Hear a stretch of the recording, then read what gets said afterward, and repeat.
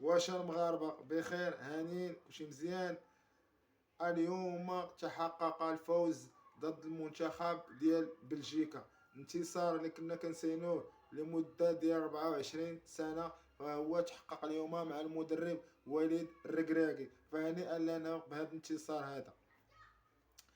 كما كتعرفوا المنتخب البلجيكي متصنف ثاني عالميا، كنفوزوا عليه اليوم بهدفين لصفر. وكنتعادلوا مع المنتخب ديال كرواتيا اللي هو وصيف بطل العالم. يعني المنتخب الوطني كاين في المجموعه. المنتخب الوطني كيضربوا لي الف حساب. المنتخب الوطني اليوم قدم واحد المستوى اللي هو كبير كبير جدا. المنتخب الوطني اليوم عرقوا التوني الدراري كما كنقولوا، قدموا واحد الاداء اللي هو جميل. تقاتلوا في التيران اليوم.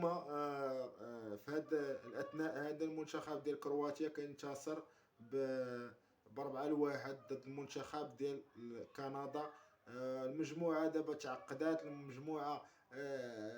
المنتخب ديال كندا صافي مبقاش عنده الحظوظ باش يتاهل من هذه المجموعه هذه. المنافسه بقات ما بين المنتخب المغربي، المنتخب ديال كرواتيا والمنتخب ديال بلجيكا.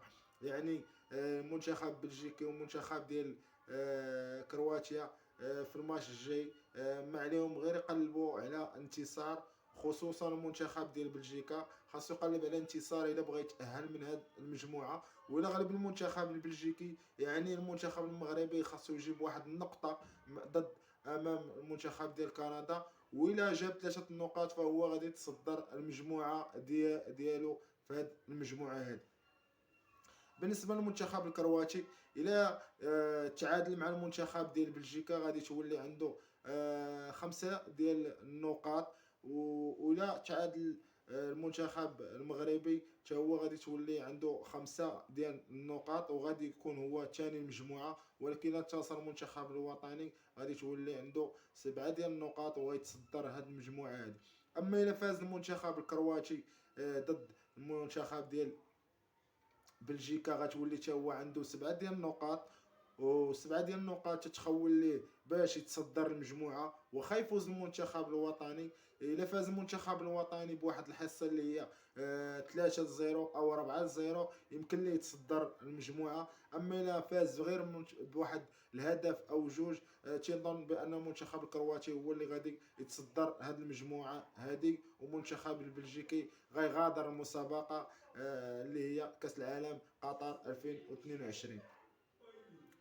هذا هو بالنسبه اللي غادي يتاهل من هاد المجموعه هذه. ونتمنوا الخير للمنتخب الوطني ويحقق لنا واحد الفوز اللي يخلينا نتصدروا هاد المجموعه هذه ونتفاداو منتخب ديال الصبليون او من المجموعه اللي غادي نتقابلوا معها. اما بالنسبه للمباراه ديال اليوم اللي دازت واحد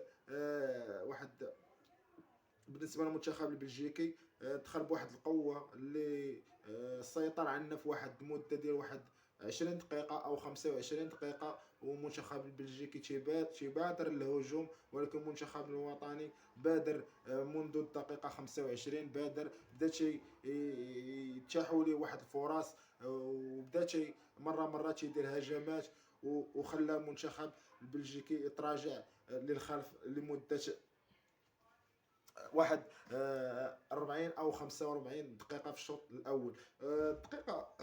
الدقيقه 45 تسجل واحد الهدف من عند اللاعب حكيم زياش من واحد الكفره اللي كانت قريبه للجور ديال المنتخب البلجيكي. ولكن الحكم اعتبر بان رومان سيس شارك في هذه الهجمه هذه ولغى وحسب الهدف ملغي بداعي التسلل لرومان سيس. فالمنتخب الوطني دخل في الجوله الثانيه ودخل بواحد الشكل اللي هو مغاير الجوله الاولى.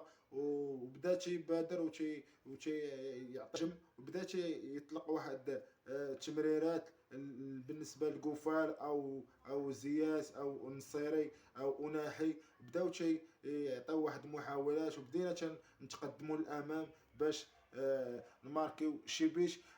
هذا البيت هذا ما غيتاح لينا الا بدخول ديال اللاعب الصابري، اللي كانت واحد الكفره، وكان واحد البيت اللي هو جميل، بيت رائع اللي خلى المنتخب الوطني تيسجل الهدف الاول، وخلى المنتخب ديال بلجيكا يمارس عندنا الضغط ديالو ديال لمده ديال واحد 10 دقائق او ربع ساعه. ولكن اللاعب ابو خلال يماركي لنا البيت ديال الكاو، وتي يعطي المنتخب الوطني 3 نقاط وانتصار اللي كان مهم جدا. الماتش ديال اليوم كان واحد الماتش اللي هو جميل، كان واحد الماتش اللي رائع، كانت فيه قتاليه من عند اللاعبين المغاربه. الماتش ديال اليوم دازو فيه بزاف ديال الامور اللي كانت ايجابيه للمنتخب الوطني. حكيم زياش ياخذ في هذه المقابله هذه احسن لاعب، فهنيئا له. اليوم قدم واحد المستوى اللي هو جميل، لا دفاعيا لا هجوميا. اللي بالنسبه لحكيم زياش اوناحي اليوم تحرر وكان احسن من الماتش ديال كرواتيا، وكان واحد مستوى جيد بالنسبه لاوناحي. بالنسبه للصابري دخل حتى هو عطى واحد الاضافه اللي هي جميله. دخل حمد الله عبد الرزاق، بدا حتى هو ينسجم مع الفرقه، وبدا يحاول يدافع مع اللعابه ديال المنتخب الوطني. دخل عز الدين، دخل يحيى عطية الله، حتى هو بدا تيقدم واحد المستوى اللي هو جميل. فهنيئا لنا بهذا المنتخب. هذا منتخب اللي ان شاء الله غادي يدوز للدور الثاني، وغادي يشرف المغاربه ان شاء الله. بالنسبه للمدرب وليد الركراكي، التغييرات اللي قام بها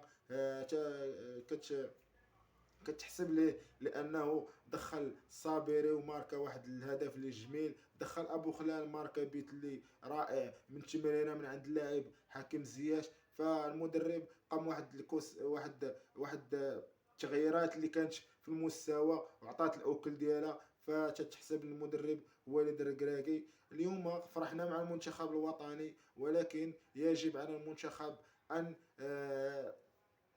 نسى هاد الفرحه هذه ويدير امامه المنتخب ديال كندا، لان المنتخب باقي ما تاهلش. منتخب خاصو نقطه او فوز باش يتاهل من هذه المجموعه هذا للدور 16 ان شاء الله.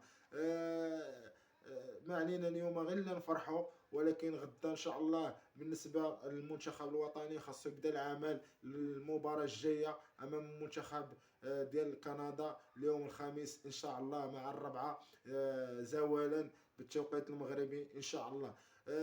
هذا هو الفيديو ديال اليوم. كنشكركم وكنتمنى لكم ليله سعيده، وديما مغرب وعاش الملك.